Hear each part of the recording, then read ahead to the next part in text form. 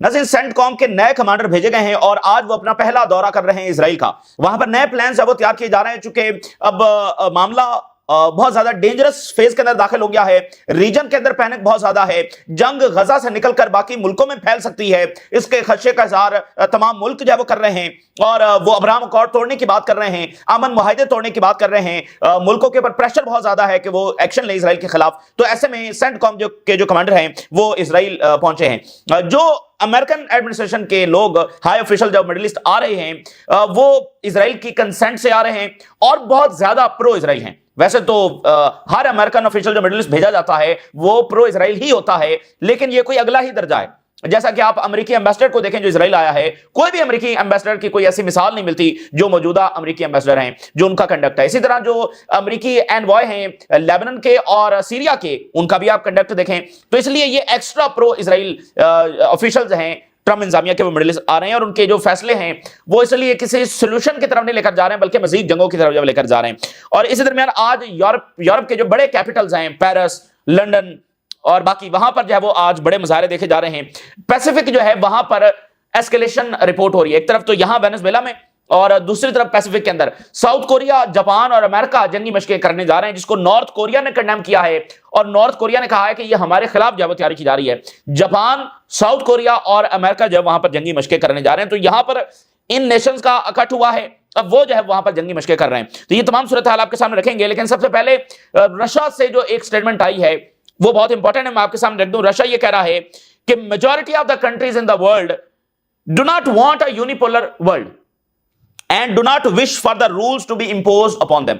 दुनिया के बेशतर जो ममालिक हैं, जो अक्सरियत है दुनिया के ममालिक की, यानी वो यूरोप को छोड़कर बाकी सब की बात कर रहे हैं, तो वो यूनिपोलर वर्ल्ड को पसंद नहीं करते हैं। यूनिपोलर वर्ल्ड के अंदर अब वो नहीं रहना चाहते हैं, यानी जिसमें सिर्फ अमेरिका के पास ताकत है, इसमें अब वो ममालिक नहीं रहना चाहते हैं। और चूंकि रूल्स जो हैं इन मुल्कों के ऊपर, इन नेशंस के ऊपर इंपोज किए जाते हैं, इनको डिक्टेट किया जाता है, इसलिए अब ये दुनिया की अक़वाम इस सिस्टम में रहने के लिए किसी सूरत जब वो तैयार नहीं है, इस पर राजी नहीं है। तो ये रशिया कह रहा है कि यूनिपोलर वर्ल्ड जो है अब इस तरह से चल नहीं सकती है। तो जो फलस्तीन में हो रहा है ये यूनिपोलर वर्ल्ड की पॉलिसीज ही का नतीजा है। दुनिया में ताकत चूंकि सिर्फ अमेरिका के पास है, तभी वो जो कुछ चाहते हैं वो मिडिल ईस्ट के अंदर और फलस्तीन और लेबनान और शाम और इराक और लीबिया और यमन और ईरान के अंदर जो कुछ चाहते हैं वो कर लेते हैं, और अफगानिस्तान के अंदर और वेनेजुएला के अंदर। तो यूनिपोलर वर्ल्ड से आज रशिया जब वो बात कर रहा है कि दुनिया मुत्तहद हो चुकी है। अच्छा, इसके साथ जब वो फलस्तीनी रेजिस्टेंस के हमले जारी हैं और उनके मुताबिक उन्होंने गजा सिटी के अतराफ में जो फौजें आ रही हैं गजा सिटी की तरफ, सेंटर की तरफ, तो उनके 3 टैंक जब वो तबाह किए, 3 मरकाबा टैंक जब वो गजा सिटी के आउटस्कर्ट्स के अंदर जब उन्होंने तबाह किए। तो फलस्तीनी रेजिस्टेंस मौजूद है, हमले कर रही है और बहुत सारे हमले उनके रोजाना रिपोर्ट नहीं होते, वो बाद में खबर आती है, लेकिन हमले जब रोजाना हो रहे हैं, लड़ाई जब वहां पर डेली हो रही है, क्योंकि इजरायली फौज आगे बढ़ रही है, सामने जब हमास के फाइटर से उनका सामना हो रहा है। हैरेड्स की 2 हेडलाइन देखिए, Israel gear up to occupy Gaza. Israel जो है वो गाजा को ऑक्यूपाई करने जा रहा है, बट लेकिन many find that Gaza has occupied it. लेकिन कुछ लोग इस अंदाज में देख रहे हैं कि असल में तो गजा है जिसने इजराइल को ऑक्यूपाई कर लिया, यानी इजराइल जो है वो गजा में स्टक हो चुका है। 23 महीने होने के बावजूद इजराइल वहां पर अपने डिक्लेयर्ड गोल जो है वो अचीव नहीं कर सका। तो असल में तो वो वहां पर खुद जब स्टक हो चुका है और उस नाकामी को छुपाने के लिए वो सिविलियंस को मारता चला जा रहा है, और सिविलियंस को मारना उसको बहुत भारी पड़ेगा, ठीक है ना। तो गजा में स्टक हुआ, उस नाकामी में सिविलियंस, और जाहिर है कि वो इंटेंशन भी है, वो तो पहले दिन से प्लान करके आए थे, तो सिविलियंस को मारना, स्टक होना, तो असल में तो ये खुद ऑन द डिफीटिंग पाथ है। और रोग फोर्स, एक बागी, यानी एक बड़ी खतरनाक बागी और जालिम फोर्स जो है वो गजा में ऑपरेट कर रही है, आईडीएफ के कवर में, यानी इजरायली आर्मी के कवर में एक बागी, जैसे ये मर्सनरीज होते हैं, और जालिम एक फोर्स जो है वो वहां पर ऑपरेट कर रही है, endangering soldiers and unarmoured Palestinian civilians, ठीक है ना, फलस्तीनी सिविलियंस के लिए और उल्टा इजरायली फौजियों के लिए भी वो नुकसान का सबब जब वो बन रही है। London, Paris to see pro Palestine demonstrations today, 2 सबसे बड़े कैपिटल्स, और वहां पर मैसिव प्रोटेस्ट जब आज होने जा रहे हैं। वैसे ओवरऑल ये दुनिया भर में मुजाहरे जारी हैं और जो एड फ्लोटेला है वो गजा की तरफ आ रहा है और यूरोप में आगे पीछे मुजाहरे जारी हैं, लेकिन आज बहुत बड़े मुजाहरे लंदन और पेरिस के अंदर हो रहे हैं। इसी दरमियान बर्तानिया में एक और वाकया ये सामने आया है कि इजराइल को जो सबसे ज्यादा असलहा सप्लाई करता है ये एक अल्बैट सिस्टम है, ये कंपनी यानी एक डिफेंस कॉन्ट्रैक्टर है जो तमाम मुल्कों से असला खरीद कर फिर इजराइल को जवाब देता है। तो अल्बैट सिस्टम जो है उसको शट डाउन कर दिया गया है यूके में। यूके की एक साइट जो है इसको टारगेट किया था फलस्तीनी एक्शन ग्रुप्स ने, वो अंदर जो दाखिल हो गए थे और 2 जहाज जो असला लेकर जा रहे थे उनको नकारा कर दिया था। तो वो साइट जो है वो ही बंद कर दी गई है। तो उनका एक्शन जो है इसका मतलब रिजल्ट्स लेकर आया। तो एक बात ये होगी। दूसरी बात यह है कि सेंटकॉम के नए कमांडर वो अपॉइंट हुए हैं और आज वो इजराइल का पहला दौरा कर रहे हैं। CENTCOM commander meets Israeli military chief in first Israel visit. और सेंटकॉम के कमांडर ने कहा है कि हम कमिटेड हैं इजराइल की सिक्योरिटी के लिए और उसके लिए हर इकदाम जो है वो उठाएंगे। तो इससे आप अंदाजा लगा सकते हैं कि इस सब हो जाने के बावजूद, जब ये डिक्लेयर और ये बात एस्टैब्लिश हो चुकी है कि वहां पर जेनोसाइड हो रही है, तो उसके बावजूद अमेरिका का ये कहना कि वो इजराइल की सिक्योरिटी के लिए कमिटेड है, तो जो कुछ हो रहा है ये भी इजराइल की सिक्योरिटी के नाम के ऊपर हो रहा है, ये भी इजराइल को महफूज बनाने के लिए जब सारा कुछ किया जा रहा है। तो इसका मतलब अगर अभी भी वो कमिटेड हैं तो इसका मतलब आगे और क्या जब हो सकता है। और अमेरिका ने जो सबसे बड़ी स्ट्रेटेजिक मिस्टेक नाज़िम की है वो ये है कि अमेरिका ने अपना जो सारा वजन है वो इजराइल के पलड़े के अंदर डाल दिया। ये उसकी सबसे बड़ी मिस्टेक है। उसने सारे अंडे इजराइल की टोकरी में डाले हुए हैं और अगर यहां पर इजराइल को कोई मेजर डिफीट हो जाती है तो फिर जो अमेरिकन इन्फ्लुएंस है रीजन के अंदर वो बहुत तेजी के साथ डिक्लाइन की तरफ जाएगा और यह भी मुमकिन है कि वो मुकम्मल तौर पर वैसे ही खत्म हो जाए जैसे बर्तानिया और फ्रांस, इनका इन्फ्लुएंस जब वो खत्म हुआ तो ऐसे ही अमेरिका का जो इन्फ्लुएंस है वो भी इस रीजन से खत्म हो सकता है, चूंकि उसने सारा जोर ही उधर इजराइल के हक में जब लगाया हुआ है। या तो वो एक सालिस के तौर पर रहता ना, तो वो तो वहां पर जाहिर है कि पार्टी है। तो मेजर डिफीट ऑफ इजराइल का मतलब ये होगा कि अमेरिका की मेजर डिफीट जो है वो हुई है। अब अमेरिका इस हद तक इजराइल के साथ चला गया है, इस बहुत बड़े ये जो इंसानी अलमिया हम देख रहे हैं। और इसमें एक और बात ध्यान में रखें, चाइना ने जो सऊदी अरब और ईरान की दोस्ती करवाई है इसको महज एक इवेंट ना देखें, एक वाकया है जो उन्होंने दोस्ती करवाई है, नहीं, असल में ये एक मैसेज है कि चाइना के पास वो एबिलिटी है कि वो इस कॉम्प्लेक्स तरीन रीजन के सबसे बड़े मसाइल भी उलझा सकता है, उनको सोल्यूशन की तरफ जो वो लेकर जा सकता है। ईरान और सऊदी अरेबिया की जो जंग है, जो दुश्मनी है, वो सबसे कॉम्प्लेक्स तरीन मामला था, उसको उस चाइना ने, तो ये एक मैसेज है चाइना का कि हम रीजन में सोल्यूशंस भी लेकर आ सकते हैं, पीस भी कर सकते हैं और रीजन की सिक्योरिटी भी संभाल सकते हैं। तो अमेरिका यहां पर रीजन की सिक्योरिटी के लिए बैठा हुआ है ना, तो चाइना का ये मैसेज है खलीजी रियासतों को, अरब रियासतों को और पूरे मिडिल ईस्ट को कि हम ये ड्यूटी सर अंजाम दे सकते हैं ओवरऑल रीजन में। और यहां पर जो नाज़रीन ईरान का आइडिया है वो ईरान बार बार कन्वे कर रहा है कि जो मिडिल ईस्ट की कौमें हैं वो अपनी आर्मीज को अपग्रेड करें और इस रीजन की सिक्योरिटी वो खुद संभालें, किसी को बरह रास्त मुदाखलत का मौका ना दे, चाहे वो कोई भी हो। इस रीजन की सिक्योरिटी वो खुद संभालें, वो संभाल सकते हैं। इस वक्त देखें तो रीजन को सबसे बड़ा खतरा किससे है? गैर मुल्की ताकतों ही से है। आपस में तो तमाम मामलात खत्म हो चुके हैं और मामलात पैदा करवाए गए थे। ईरान और टर्की की दोस्ती हो चुकी है, ताल्लुकात बेहतर हैं, मजीद बेहतरी की तरफ जा रहे हैं। अब कह रहे हैं कि जो आर्म्ड फोर्सेस हैं वो भी आपस में रिलेशंस बढ़ाएंगी। मिस्र के साथ ताल्लुकात बेहतर हो चुके हैं, सऊदी अरेबिया के साथ और बाकी। तो मसला क्या है? तो मसला तो अमेरिका और इजराइल है। और इसी दरमियान जो एक और खबर आ रही है कि जो मिस्र के इंटेलिजेंस चीफ हैं और जो टर्की के इंटेलिजेंस चीफ हैं वो मुसलसल आपस में राब्ते में, यानी उर्दगान और सदर तो जो मिस्र के हैं उनकी बात कब होती होगी, लेकिन नीचे इस लेवल के ऊपर मुसलसल कोऑर्डिनेशन हो रहा है। दोनों इंटेलिजेंस चीफ्स आपस में मुसलसल राब्ते में हैं, यानी हर दूसरे दिन जब उनका राब्ता होता है। और इजरायली जो इकदाम हैं और रीजन में और सीरिया में आगे पीछे वो मुकम्मल एक दूसरे के साथ कोऑर्डिनेशन के साथ चल रहे हैं। तो अब सेंटकॉम कह रहा है कि हम जो है इजराइल की सिक्योरिटी को यकीनी बनाएंगे, यानी कि वो डिस्प्लेसमेंट को सपोर्ट करते हैं, वो उन तमाम इकदाम को सपोर्ट करते हैं जो रीजन को डिस्टेबलाइज कर रहे हैं। तो अब इन सबको जो फैसला करना है। अब इजराइल जो है वो इस वक्त गजा में बॉम्बिंग कर रहा है और इजरायली जो डिफेंस मिनिस्टर का बयान आया, आप जरा देखें, जो बॉम्बिंग हुई है जो बड़ी बिल्डिंग्स हैं, तो इजरायली डिफेंस मिनिस्टर कह रहा है कि वी कंटिन्यू, हम ये जारी रखे हुए हैं और मजीद जो बिल्डिंग्स हैं उनको हम तबाह करने जा रहे हैं। इसकी ज़ाहिर है कोई मिसाल नहीं मिलती है। मैंने आपको बताया कि बहुत बड़े बड़े मसालिम हुए हैं, लेकिन वो चुपके से हो गए और बाद में दुनिया को पता चला, या पता चला तो बहुत देर हो चुकी थी, उसको रिवर्स नहीं किया जा सकता था। ये तो बिल्कुल एक अलग चीज है कि हमें पता है वहां पर ये हो रहा है और उनके ये जो जालिम हुक्मरान हैं ये इस तरह से बयान भी जारी कर रहे हैं। तो कहता है हम मजीद तबाह करेंगे।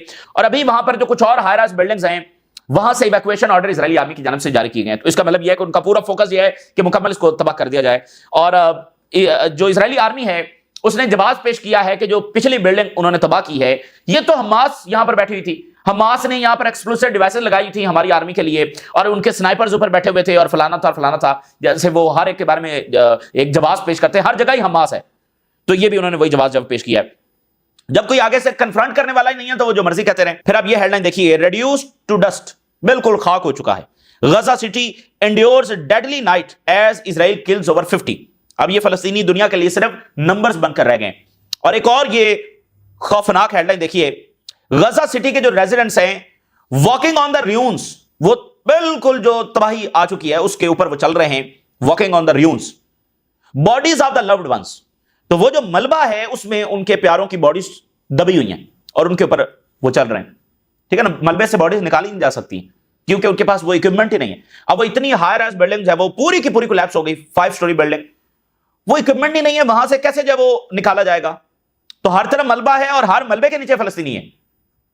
तो ये एक यानी पता नहीं ये मिडिल ईस्ट के मालिक इसकी कैसे जस्टिफिकेशन देंगे और इसका फॉल आउट क्या होगा। Israeli minister celebrates razing of the residential tower block in Gaza city. Ben Gvir ने इसको सेलिब्रेट किया और कहा कि जबरदस्त इकदाम उठाया गया है।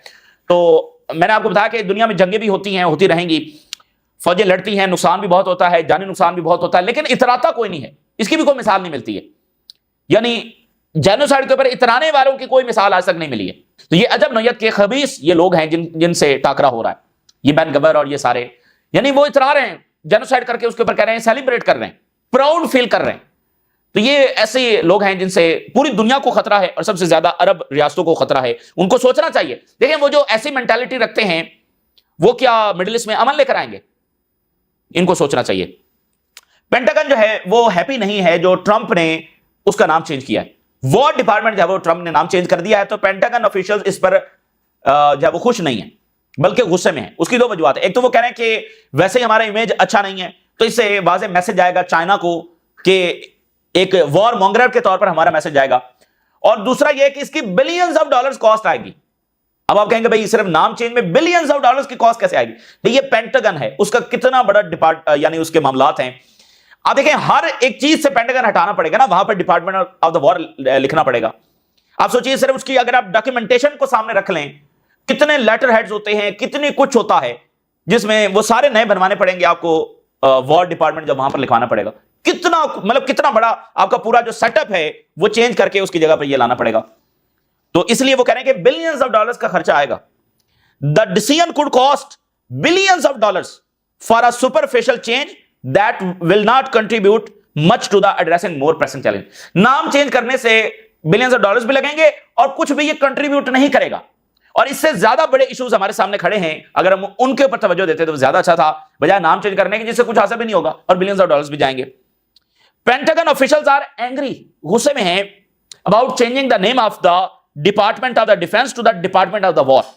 बकायदा जब वो गुस्से में है और आगे उन्होंने कहा कि वो ये भी समझते हैं कि इससे चाइना और रशिया को अच्छा मैसेज नहीं जाएगा और वो हम एक वॉर मॉन्गरर के तौर पर देखेंगे, जो कि ऑलरेडी वो देखते हैं, क्योंकि कोई तुक नहीं बनती है ना डिपार्टमेंट ऑफ द वॉर, ठीक है ना, इसकी कोई तुक नहीं बनती है इस माहौल में। तो ट्रंप जो वैसे भी एक अजब फैंटेसी के अंदर मुब्तला है।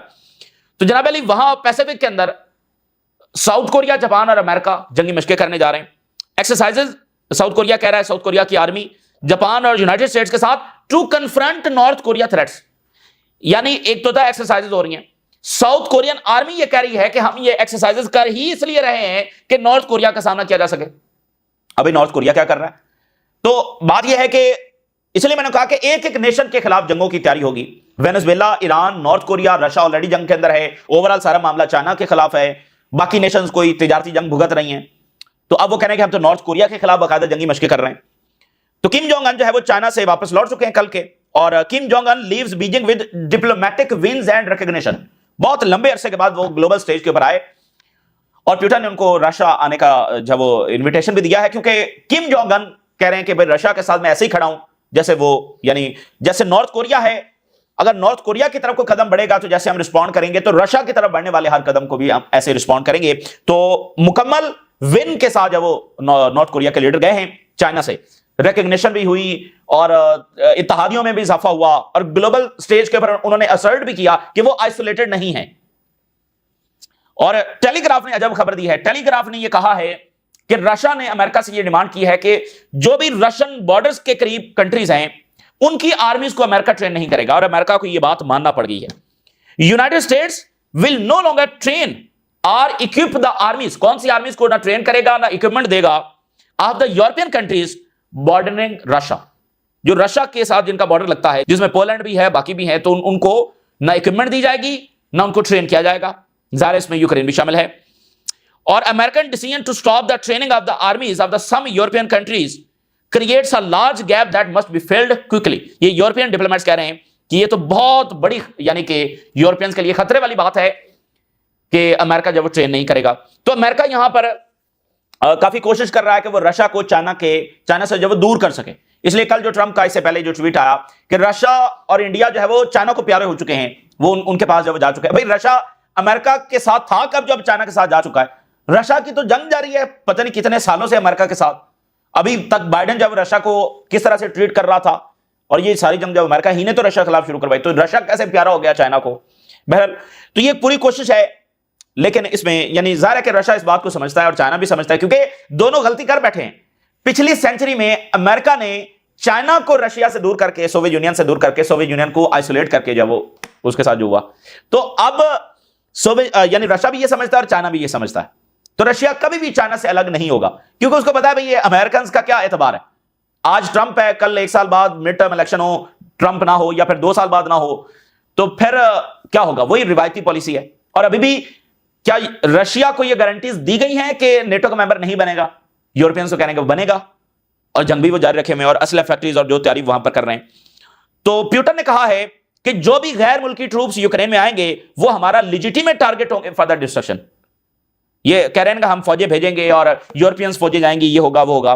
तो रशिया का बिल्कुल क्लियर मैसेज है। और आप देखिए रशिया ने कितनी बड़ी डिफीट दिया यूरोप और वेस्ट को। पूरे यूरोपियंस की इस वक्त हालत क्या हुई पड़ी है। वो यूरोप जो बर्तरी रखता था, अब वहां पर इतनी बड़ी डिफीट है कि कोई कंसेंसस नहीं हो पा रहा। यानी ये यूरोपियंस रशिया के साथ जो है वो प्रॉमिस तोड़ते रहे हैं। अब हालत ये हुई पड़ी है कि इस डिफीट के बाद कोई कंसेंसस नहीं है। कभी कहते हैं फौजी भेजेंगे, कोalition ऑफ विलिंग बन रही है, कभी कुछ हो रहा है, कभी कुछ हो रहा है, कुछ भी नहीं कर सके। बहुत बड़ी डिफीट जब उनको हो चुकी है, और इसलिए कभी अमेरिका के पास जाते हैं, अमेरिका आगे से कुछ और बात करता है। तो ये इस वक्त की ताज़ा तरीन सूरत हाल है। लेकिन मिडिल ईस्ट में हमें जो सूरत हाल बहुत ज्यादा डेंजरस नजर आ रही है, उसकी वजह गजा है। गजा में जो बॉम्बिंग शुरू हो चुकी है और गजा सिटी के ऊपर जो हमले शुरू हो चुके हैं, और जो इसराइल की इंटेंशंस हैं, तो मिस्र और जॉर्डन और बाकी मालिक जब इसको कैसे रिस्पॉन्ड करते हैं, क्योंकि ऑलरेडी वो बहुत देर कर चुके हैं। ये इस वक्त की ताज़ा तरीन सूरत हाल है जो आपके साथ शेयर किया। राय सुरगा करें। अल्लाह हाफिज।